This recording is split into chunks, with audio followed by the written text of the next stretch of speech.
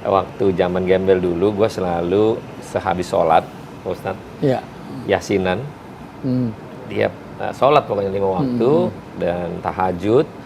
Doa gue adalah, jadikanlah hambamu ini orang kaya.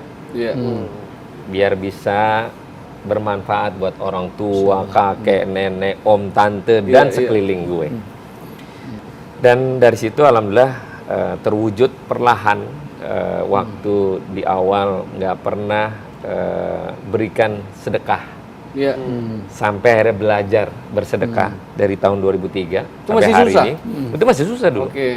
Kan masih jadi rangkaian Rangkaiannya jadi tadi sopir, Sopir. terus jadi 2001 gua naik level karena gua waktu itu disuruh jadi debt collector sementara untuk nagih ke salah satu perusahaan. Panjang ya. Inilah belajar berproses, dan waktu itu dapat duit masuk kanan keluar kiri. Tidak ada berkah di situ, dan ketemulah salah satu guru ngaji untuk menyampaikan, untuk belajar, memberikan sedekah sedikit. Dalam hal ini untuk membantu juga pada mereka orang yang membutuhkan. Nah, 2003 lah itu gue belajar memberikan sedekah.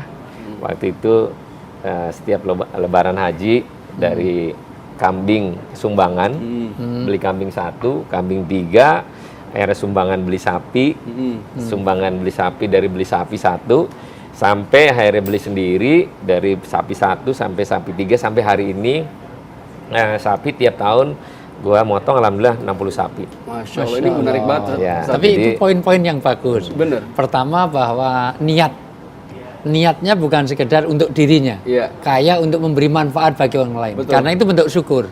Wong kita itu kadang-kadang ODP, orang tidak punya penghasilan, atau OTG, orang tanpa gaji, tapi tetap aja dia meninggalkan sholat. Yang kedua, pintu syukur. Yang ketiga, bakti orang tua. Ternyata bakti kepada orang tua itu menjadi pintu sukses.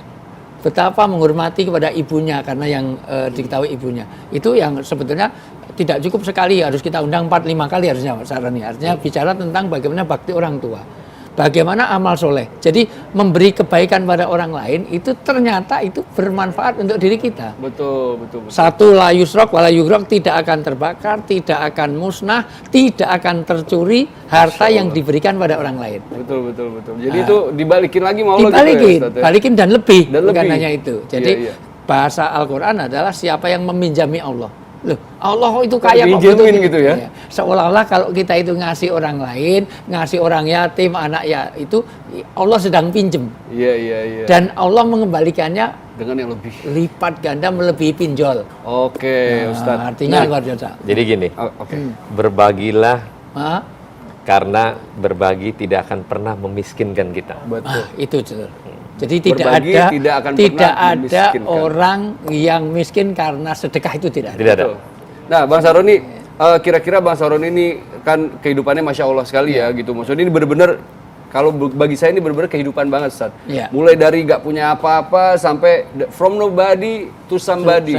Gitu, from zero to hero. Gitu. Nah, kira-kira tips apa nih dari Bang Saroni buat pemirsa Ngopi TV One yang dalam kondisinya lemah, yang lagi berproses dan segala macam, supaya mereka ini bisa struggle, survive, atau mungkin kita nggak pernah tahu akan ada dari pemirsa kita nih yang one day akan menjadi Syaroni berikutnya. Itu terutama untuk anak-anak milenial. Jadi jangan kira-kira lihat apa hasilnya dulu sebelum lihat proses. Pesannya adalah jangan pernah letih dan jangan pernah merasa rendah, dan juga jangan pernah merasa tidak bisa. Jadi mengatakan tidak bisa itu adalah doa bahwa kita tidak mampu. Optimis ya. Nah, pertama adalah memang harus optimis. Tidak boleh putus asa. Tidak boleh putus asa, kerja keras dan selalu usaha, juga doa. Sekalipun doanya setiap waktu pun tidak apa-apa. Karena doa adalah bagian daripada ucapan kita melakukan kebaikan. Dan jangan pernah jahat dengan orang lain.